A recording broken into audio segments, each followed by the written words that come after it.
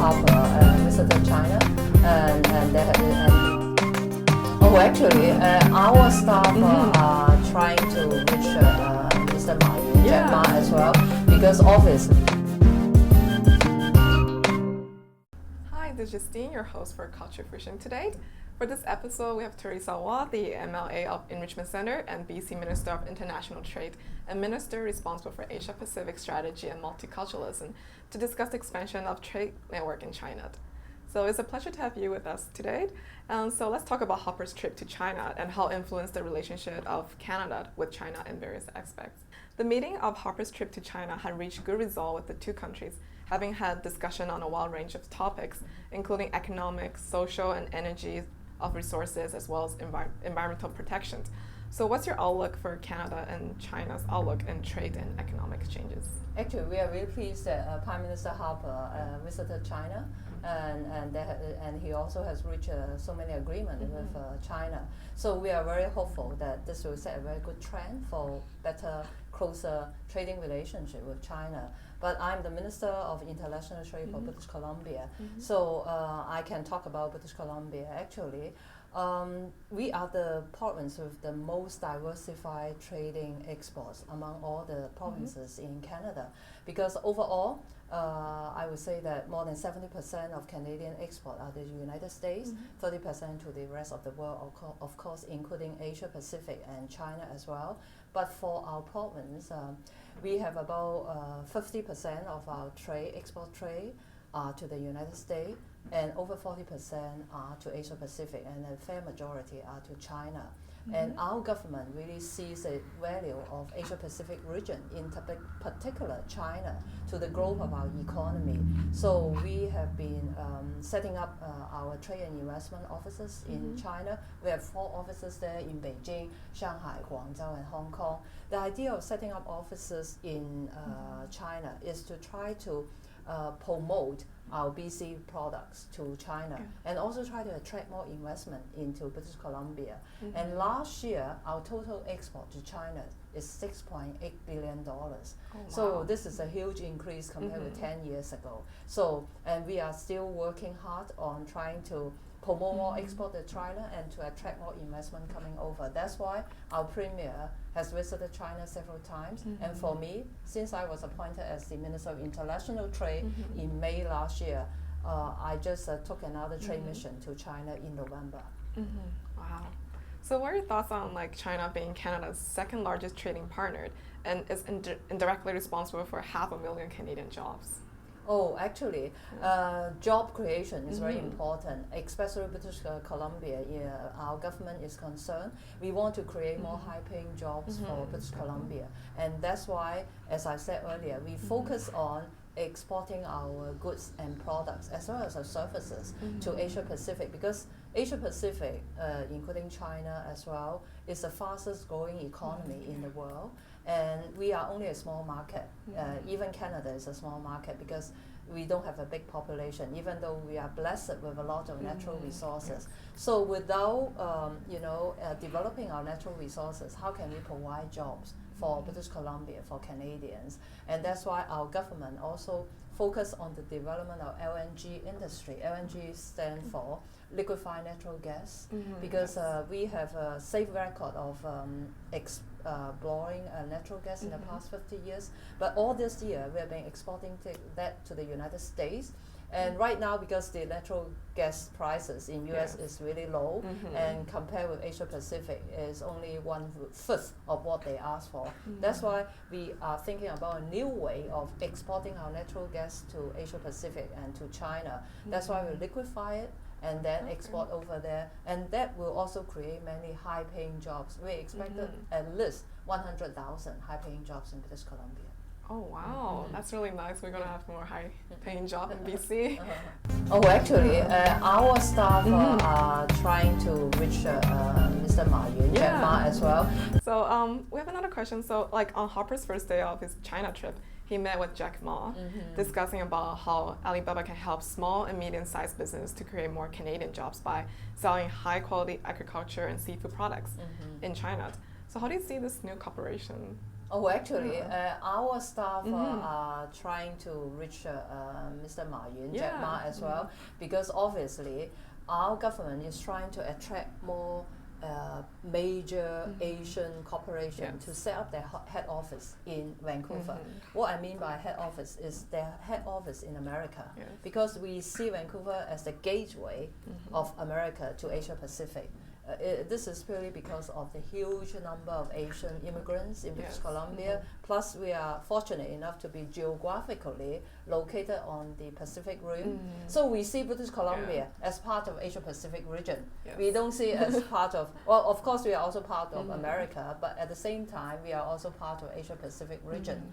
So if we can attract Mr. Jack Ma to set up an office in BC, in Vancouver, that will mean a lot for us. Yes, it is definitely. So what other Canadian industry do you see will be good future addition to the trades between the two countries? Actually, right now we have been exporting a lot of lumber industry to China. 10 years ago, hardly any lumber was exported to China, but our government, the Liberal government, we really seized the opportunity in China, and that's why we started penetrating to the China market. And I just give you a simple percentage. 10 years ago, 80% of our lumber were all exported to the United States. After we have done that for the last 10 years, now only 40% are exported to the United States. And close to 40% of our lumber industry, of our lumber product, are exported to China. There are many wood frame houses in China because wood frame houses are good for human living, because you feel even warmer in winter time and you feel colder, more cool in the summertime. So this is another area that we focus on. Liquefied natural gas, I told you already, and also earlier. Mining, right? We are very blessed with copper, nickel, and also gold and all the others, mines, silver as well. So another one is seafood. Because I just came back from Qingdao a few weeks ago. Qingdao has the largest seafood expo held there, and I led 18 seafood companies with 50 delegates to showcase our seafood to the Chinese buyers and distributors. And every time Chinese heard about seafood made in Canada or made in British Columbia, they really feel that the seafood is of the best quality and it's very safe for consumption. So I see a lot of opportunity for us to export our seafood to China as well. Yes, we have fresh salmon here. Yeah. I love seafood. So when PM Harper and Xi met, they also announced that the year 2015 and 2016 are designated as the China-Canada Culture Exchange Year. So how can China and Canada better improve its people-to-people exchange through educational and cultural collaboration?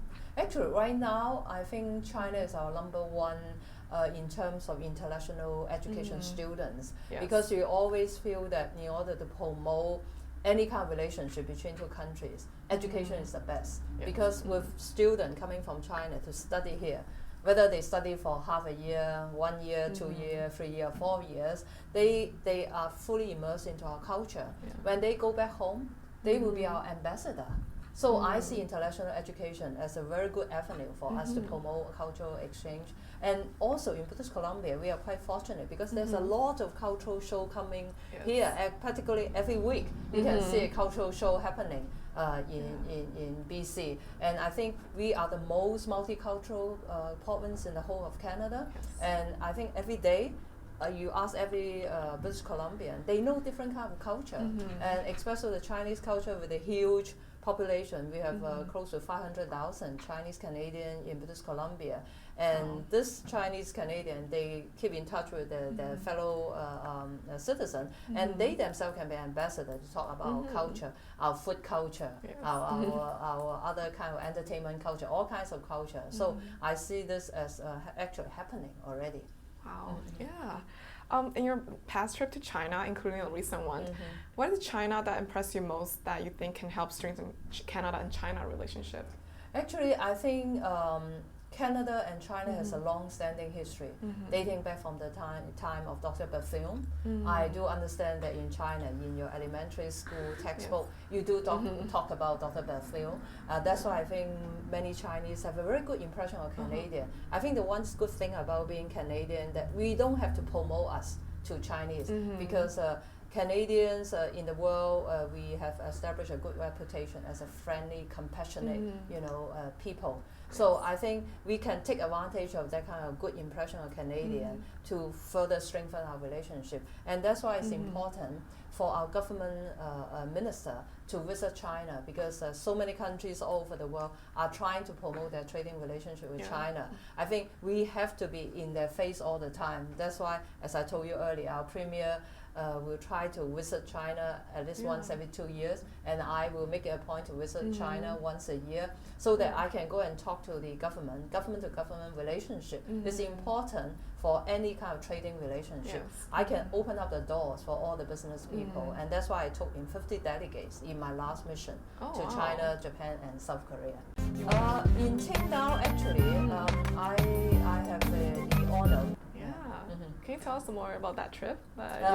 In Qingdao, actually, I have the honor of meeting with Qingdao Mayor Zhang, and I managed to arrive at the MOU with Qingdao, and actually we are the first Canadian jurisdiction to arrive at a MOU on economic partnership. So Qingdao has economic partnership with many countries all over the world, including Australia, Europe and United States, but they never have any economic partnership with Canada. And I felt so honored to be able to open up that relationship, because as you know, you come from China, right? You know that Qingdao is a very well developed, even though it's supposed to be a second tier city, but it's still a very developed coastal city, especially with the last Olympic being held there. And then I was in Qingdao 10 years ago, and this time I went to Qingdao, I find there's so much development there. And one good thing about Qingdao is the central government, in their latest 5-year plan, they are designating the whole of Shandong province as the blue economy. So they are going to promote ocean technology over there. And for us, British Columbia is leading in ocean technology with an Ocean Network Canada located at the University of Victoria. So we are working with the Shandong Fishery and Ocean Department as well as Ocean University, trying to work on the ocean technology. And I learned that China is planning to build a tunnel between Dalian and Yantai. Yes, I heard about that. Yeah, and that will be one of the longest tunnel in the world. And before they are going to go on that project, they have to study the undersea bed to see whether that is suitable for building the tunnel. And what I understand is Ocean Network Canada is now working with Ocean University as well as the Shandong government on monitoring the seabed situation, and we are taking a pilot study and to try to find enough data so that they can build the tunnel. So there's a lot of cooperation between BC and China. Thank you for doing all this for BC. And one last question: if there are any challenges in this bilateral relations, what are they, and what would you suggest for the two sides to handle this difference to promote a win-win relationship? I think right now, actually, not only British Columbia, I think Canada really understand the need to really have a closer trading relationship with China because of the huge market there. And we have so much rich natural resources, and we are good at high technology and at life science, clean technology. So how to go about doing it? I think we are doing a good job, but I think because of there are still some tariff barriers there that will make us not competitive compared with countries like Australia, New Zealand, and Korea, who already have a free trade agreement with China. So we just arrived at a free trade agreement with South Korea. South Korea is the first Asian country that Canada has negotiated for a free trade agreement. It will come into effect on January the 1st. But with China, we don't have a free trade agreement. So that means when our products export to China, there will be duties imposed on our product. So when you have duty imposed on it, that means we are not competitive with product coming from Australia. So I'm hoping that our government, because in terms of free trade agreement negotiation, it's not our jurisdiction, it's the federal government's responsibility. So hopefully the federal government can, consider, opening up a free trade agreement with China that will eliminate all the tariff and non-tariff barriers. Then we can have a more better competition with the other countries in the world. Yeah, definitely. All right, we want to thank you again for coming to our show today. This is Justine, your host for Culture Fusion.